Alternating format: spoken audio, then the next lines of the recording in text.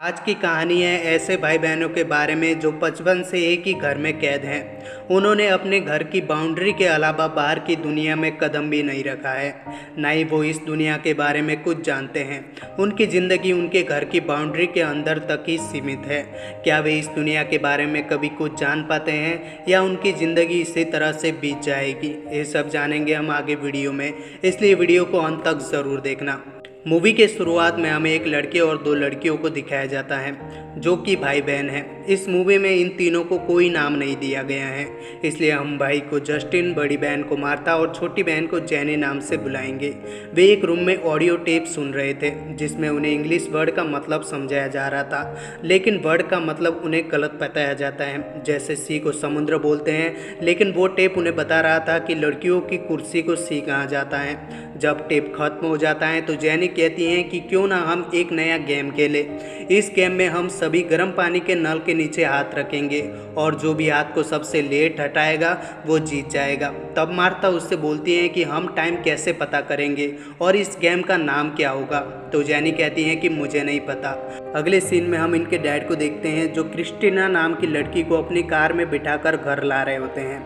उन्होंने क्रिस्टीना के आंखों पर पट्टी बांधी हुई थी क्योंकि वे नहीं चाहते थे कि क्रिस्टीना को उनके घर का पता चले। कुछ देर बाद वे अपनी कार को अपने घर की बाउंड्री के अंदर लाते हैं और क्रिस्टीना के आंखों से पट्टी हटा देते हैं। फिर वे क्रिस्टीना को अपने बेटे यानी जस्टिन के कमरे में लेके जाते हैं और उसे वही छोड़कर बाहर आ जाते हैं। उसके बाद जस्टिन और क्रिस्टीना दोनों इंटीमेट होने लगते हैं। दरअसल जस्टिन के डैड ऐसा इसलिए करते हैं क्योंकि उसने उन्हें बचपन से ही घर में कैद करके रखा हुआ है। दरअसल तीनों ने बाउंड्री के उस पार कभी कदम ही नहीं रखा है, नहीं उन्हें बाहरी दुनिया के बारे में कुछ जानकारी है। वो तीनों बस सिर्फ उतना ही जानते हैं जितना उनके पेरेंट्स उन्हें बताते हैं। उनके घर में सिर्फ डैडी इकलौते ऐसे आदमी हैं जो घर से बाहर जाते हैं, वो भी एक कार में। दरअसल वे अपनी फैक्ट्री में जाते हैं। क्रिस्टीना उन्हीं की फैक्ट्री में सेक्रेटरी गार्ड का काम करती हैं। अक्सर जस्टिन के डैड अपनी सेक्रेटरी क्रिस्टीना को अपने घर पर लाते हैं ताकि वो अपने बेटे की जस्टिन के संभोग की इच्छा को पूरी कर सके। वह इसके लिए उसे एक्स्ट्रा पैसे भी देते हैं। संभोग खत्म होने के बाद क्रिस्टीना मार्था से मिलती हैं। वह उसे अपना हेड पिन दिखाते हुए कहती हैं कि यह रात में चमकती हैं, लेकिन मार्था उसकी बात पर विश्वास नहीं करती क्योंकि उसके पेरेंट्स ने आज तक उसे ऐसी किसी चीज़ के बारे में नहीं बताया था। वहाँ क्रिस्टीना को अपने घर डिनर पर रुकने के लिए बोलती हैं, लेकिन क्रिस्टीना कहती हैं कि उसे जाना पड़ेगा। उसके बाद मार्था का फादर उसे छोड़ने चला जाता है। वे तीनों भाई बहन उसी घर में अपनी दिनचर्या का पालन करते हैं। वे टेप सुनते हैं और किसी चीज़ को परफेक्ट तरीके से करने की कोशिश करते हैं। जब भी वे किसी चीज़ को परफेक्ट तरीके से करना सीख जाते हैं तो उन्हें इनाम के रूप में स्टिकर दिया जाता है, नहीं तो फादर उन्हें पनिशमेंट देते हैं। पेरेंट्स ने नहीं खुद का और नहीं बच्चों का कोई नाम रखा है। डिनर करते समय वे तीनों फादर से कहते हैं कि उन्हें कुछ ज़रूरी चीज़ें लानी हैं, वो उन्हें ला कर दे। तो फादर कहता है कि अगर तुम्हें कुछ चीज़ें चाहिए तो तुम्हें और भी बेहतर प्रदर्शन करना होगा। उसके बाद वे टीवी देखने बैठ जाते हैं। उनके घर में टीवी पर किसी प्रकार का कोई चैनल नहीं आता, वे बस अपनी बनाई गई वीडियो ही बार बार देखा करते थे। अगले दिन जस्टिन फादर की कार वॉश करने के बाद घर की बाउंड्री पर लगे पेड़ों से बात करने लगता है क्योंकि उन्हें बताया गया था कि बाउंड्री के उस पार उसका एक भाई रहता है। जस्टिन उस तरफ पत्थर मारने लगता है। उसकी ये सारी हरकत उसके मॉम डैड देख लेते हैं। फिर जस्टिन को पनिशमेंट दिया जाता है। उसके बाद फादर अपने काम पर चले जाते हैं। इधर घर में जेनी मार्था से कहती हैं कि उसके पेट में दर्द है। फिर मार्था उसका इलाज करना शुरू कर देती हैं। एनी इन्हें अपना इलाज खुद ही करना पड़ता है क्योंकि इन्हें डॉक्टर के बारे में कुछ नहीं पता। इलाज करने के बाद मार्था जेनी से कहती हैं कि आज इसे एक बेहोशी की दवा मिली है, हम इसे सुनकर बेहोश हो जाते हैं। जिसको भी पहले होश आएगा वहाँ जीत जाएगा। उसके बाद वे दवाई पीकर बेहोश हो जाते हैं। इधर उनके फादर ने फैक्ट्री में सभी को बताया हुआ था कि उसकी वाइफ चल नहीं सकती, इसलिए वो हमेशा घर में ही रहती हैं, लेकिन उसके बच्चों के बारे में किसी को पता ही नहीं था। इधर घर में सिर्फ एक ही टेलीफोन था जिससे मदर फादर को कॉल किया करती थी। जब भी वह टेलीफोन से बात करती थी तो मार्था दरवाजे के पास आकर उसकी बातें सुना करती थी। उसे ऐसा लगता था कि मदर खुद से ही बात करती हैं, क्योंकि उसे नहीं पता है कि टेलीफोन क्या है। दूसरी ओर फैक्ट्री में काम खत्म होने के बाद फादर एक डॉग सेंटर पर जाते हैं, जहां वो एक डॉग को खरीदना चाहता है जो उसके बच्चों की तरह उसके इशारों पर चले। लेकिन उसके डॉग को फुल ट्रेंड होने में अभी वक्त था, इसलिए वहाँ खाली हाथ ही घर आ जाता है। फादर जो भी सामान घर लाता था वहाँ उसका स्टिकर निकाल दिया करता था, ताकि घर में कोई कुछ पढ़ ना ले। एक दिन वे तीनों घर में मदर को ढूंढने का गेम खेलते हैं। थोड़ी देर बाद मार्था चुपके से झाड़ियों के उस पार एक ब्रेड फेंक देती हैं, क्योंकि उसे भी ऐसा लगता था कि सचमुच बाउंड्री के उस पार उसका भाई है।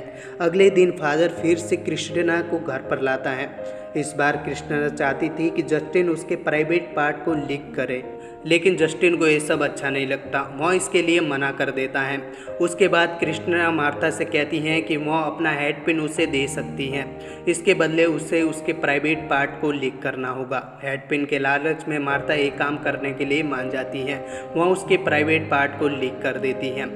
ये सब करने के बाद उसके मन में भी जिज्ञासा उत्पन्न होती है, इसलिए मार्था अपनी छोटी बहन जेनी को वो हेड पिन देकर अपना कंधा लीक करवाती हैं। कुछ देर बाद मार्था अपने भाई जस्टिन से एक छोटे प्लेन के लिए लड़ती हैं। जस्टिन उस प्लेन को बाउंड्री के उस पार फेंक देता है। उसकी इस हरकत के लिए उसे मार भी पड़ती है। शाम को जब फादर काम से वापस आते हैं तो जस्टिन उसे उस प्लेन के बारे में बताता है। हालांकि प्लेन बाउंड्री से थोड़ी दूर पड़ा हुआ था, लेकिन फादर उस प्लेन को लाने के लिए कार में जाते हैं और कार से ही प्लेन को वापस लेकर घर में आ जाते हैं। अगले दिन जस्टिन को गार्डन में एक बिल्ली दिखाई देती है, जिसे देखकर वे सारे लोग काफ़ी डर जाते हैं, क्योंकि इससे पहले उन्होंने किसी भी जानवर को कहीं नहीं देखा था। जस्टिन एक बड़ी कैंची से बिल्ली को मार डालता है। फिर मदर फादर को कॉल करके इस बारे में बताती हैं, तो फादर को एक आइडिया आता है।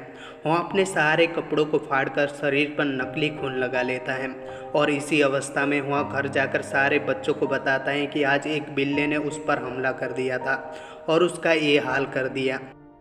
वहाँ आगे बताता है कि बिल्ली ने बाउंड्री के उस पार रह रहे उनके भाई को भी मार डाला है।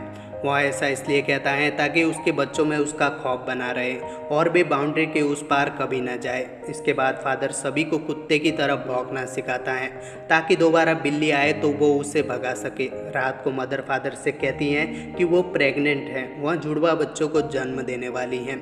फादर तीनों बच्चों के पास आता है और ज़्यादा से ज़्यादा देर तक पानी के अंदर रहने को बोलता है, जिसमें मार्था जीत। उसके बाद फादर उन्हें बताता है कि उनकी मॉम 2 जुड़वा बच्चे और एक कुत्ते को जन्म देने वाली है, इसलिए तुम्हें और भी अच्छा प्रदर्शन करना होगा। अगले दिन आसमान में एक प्लेन गुजरता है, जिसे देखकर वे सभी उसे एक खिलौने वाला प्लेन समझते हैं।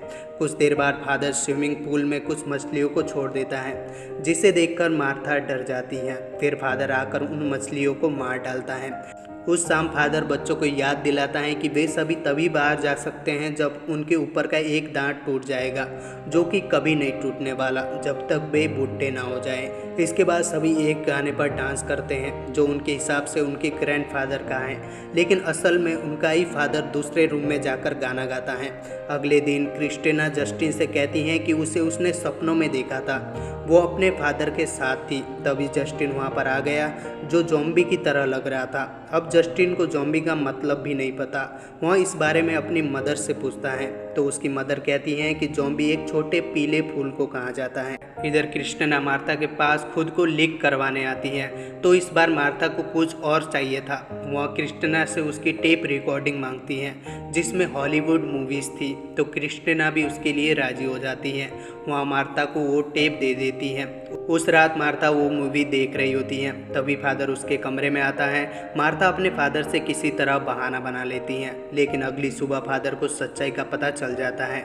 वह इसके लिए मार्था को बहुत मारता है। मार्था जेनी के पास जाकर उससे कहती हैं कि उसने अपना नाम ब्रूस रखा है। इधर फादर क्रिस्टिना के घर जाता है और वो उसे भी बहुत मारता है क्रिस्टिना को वो मूवीज़ देने के लिए। उसी रात को जस्टिन के चिल्लाने की आवाज़ आती है। आवाज़ सुनकर मदर फादर उसके कमरे में जाते हैं, तो मार्था उनसे झूठ बोलती हैं कि एक बिल्ली ने हैमर से जस्टिन को मारा।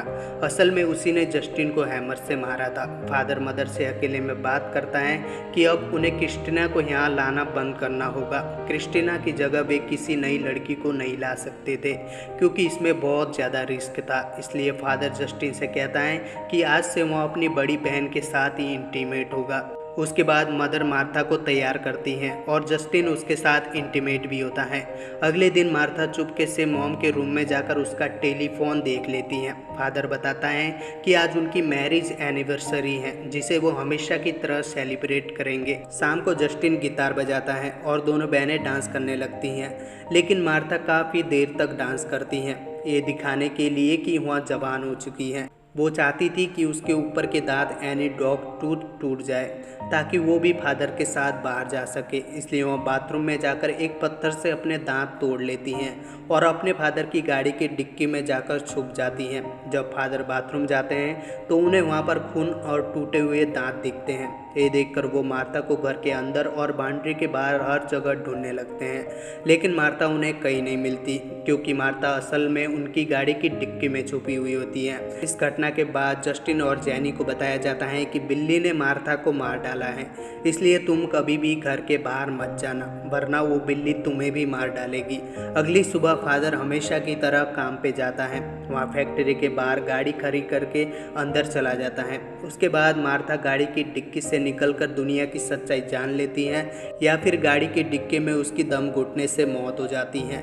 ये सवाल हमारे मन में बाकी रहता है क्योंकि इसके आगे का हमें कुछ नहीं दिखाया जाता और मूवी यहीं पर ख़त्म हो जाती है। अगर आपको वीडियो पसंद आया तो वीडियो को लाइक करो, कमेंट करो और चैनल को सब्सक्राइब करके बेल आइकन को प्रेस कर दो। मिलते हैं अगले वीडियो में, तब तक के लिए बाय बाय।